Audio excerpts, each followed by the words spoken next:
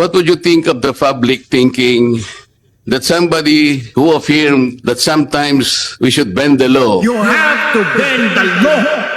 has become the ombudsman of this republic? Yes, sir. Breaking the law, bending the law, tax avoidance, tax evasion. Hindi ko na sana didiscusin ito kasi parang it's so ridiculous na pag-usapan pa ito sa dami ng mga problema ng bansa natin sa kasalukuyan. Kaya lang, medyo persistent po yung ating mga kababayan na gustong maunawaan itong mga proklamasyon na ginawa ng ating ombudsman tungkol dito sa about bending the law, about breaking the law. Yung tax avoidance at tax evasion na kanyang ginamit ng mga ehemplo. Ano ang kaugnayan nito o gaano kahalaga ito sa mga usapin tungkol sa korupsyon na meron tayo sa kasalukuyan. Kamakailan sinabi na nga, inulit nitong si Ombudsman Boying Remulla na about breaking the law and bending the law. At ano daw ang difference? Sabi niya, you can bend the law without breaking it. At ang ginamit niyang example ng pag-bend daw ng law is yung tax avoidance as against or versus tax evasion. Tama po siya sa sinabi niya na ang tax avoidance is legal. Ang tax evasion, yun po ang legal. Ang pagkakaiba ng dalawa, ang tax evasion po ay yung tahasang at kriminal na hindi pagbabayad ng buwis. Ang tax avoidance naman po ay mga legal na scheme na kung saan ay pinabababa mo or humahanap ka ng mga legal na paraan para hindi ka magbayad ng buwis o di kaya ay mabawasan ang binabayaran mong buwis. Ang tax avoidance po ay hindi kaso ng bending the law because it is legal. Ito ay pinoprovide po ng batas as an alternative to the taxpayer na maaari mong gamitin. Ang mga example po nito ay halimbawa, yung pong pagdodonate mo sa mga charitable institution ay tax deductible yan. Pwede mong i-deduct yan doon sa iyong mga binabayaran na buwis. Kaya may mga malalaking mga korporasyon o mayayaman mga individual, mapapansin niyo, paano na nagdo-donate sa mga charitable institution. Ang dahilan po dyan, ito po ay tax deductible sa mga korporasyon para hindi mapatawan ng buwis ang kanilang mga corporate income, yung mga shareholders. Ang gagawin nila, minsan idedeklara yan as stock options. Ano? Ibig sabihin, parang future pa yan na income kasi stock options lang yan. At dahil hindi mo pa siya actually kinita o hindi siya naging cash, hindi mo pa siya mabubuwisan. Yan po yung mga ilan lamang sa mga legal na paraan na kung saan pwede itong i-implementa ng isang tao para makaiwas siya sa pagbabayad ng buwis o di kaya mabawasan yung kanyang pagbabayad ng buwis. Ang tax evasion po ay yung talagang ayaw mo magbayad ng buwis, hindi ka nagdeklara, hindi ka nagsabi ng totoo at hindi mo inireport sa BIR yung tama mong buwis sa binabayaran. And relatedly, si Bongbong Marcos ay isa po sa mga kinonvict noon ng korte for tax evasion. At yung una niyang kaso ay meron niyang pagkakabilanggo. Actually, naging usapin ito nung sa kanyang pagtakbo noon, I think sa Vice Presidente.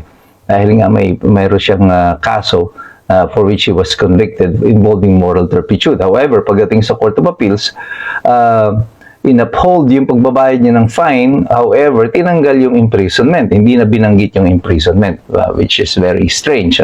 Dahil usually yung magkasama po yung fine at saka yung imprisonment. But, be that as it may, yun na yung naging sitwasyon niya. Yung tax evasion, kagaya niyan, nung nangyari kay Bongbong Marcos, yun po talaga yung kasong kriminal. Ngayon, bakit hindi po pwedeng ang konsepto ng bending the law ay nag-a-apply sa isang demokrasyang bansa kagaya natin?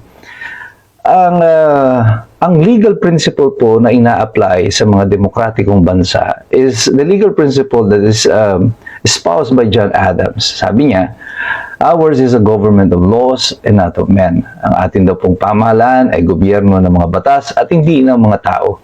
Ang ibig sabihin nito, sa isang demokrasyang gobyerno, demokrasyang bansa, mahalaga na ang mga batas ay naipapatupad ng maayos at ito ay alam ng mga tao to govern their conduct. Ito rin po ang garantiya ng mga mamamayan na hindi aabuso ang pamahalaan because there is a set rules na dapat nilang gabay, hindi lang sa pagsunod ng tao, kundi sa pagpapatupad ng pamahalaan ng mga polisiya na pinaiiral sa kanilang bansa. At hindi ito nakabase sa whims and caprice o yung kagustuhan lamang ng iilang mga namumuno. At yan po ang konsepto ng batas.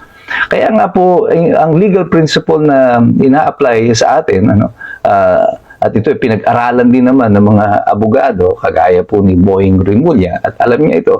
Ang sabi diyan, dura lex sed lex. The law may be hard, but that is the law. Maaring hindi mo gusto yung batas, masyadong mapanikil yung batas, pero wala tayong magagawa. Ito ang batas eh. So, kailangan natin itong sundin. Kaya ikaw ay alam mo ang batas o hindi, kailangan ka pa rin sumunod dito. Kaya nga yung another legal principle in Latin na alam din sigurado ito ni Boying Rimulya, yung ignorantia legis neminim excusat. Ignorance of the law excuses no one from compliance therewith. Ang ibig sabihin po nito, sa isang demokratikong bansa, ang batas po ay hindi nilalabag at hindi rin binabali. You don't bend the law in a democracy. You can only exercise this bending of the law. This is only done in the minds of the corrupt and of the despots o yung pong mga diktador. Ito ang mga tao who are so attuned to bending the law, but not in a democracy such as ours. Isa pong malaking kabalingtunaan na ang gobyerno at ang pamahalaan mismo ang magsasabi sa mamamayan na we can bend the law or we bend the law in order to please the people. Hindi po ganoon ang konsepto ng batas. Kay may matutuwa o wala, kay masasaktan o sasaya dito sa batas, ang batas ay batas. Because ours is a government of laws and not of men. Inconsequential na po dito ang pakiramdam o ang kasiyahan ng mga tao tungkol sa pagpapatupad ng batas. Kaya pag nadidinig mo ito that they are willing to bend the law, naggaling sa isang senador, naggaling sa Secretary of Justice, and now ay ombudsman, parang napakadelikado nito. Because the question dyan is, up to what extent are you going to bend the law? Anong ibig sabihin ninyo ng bending the law?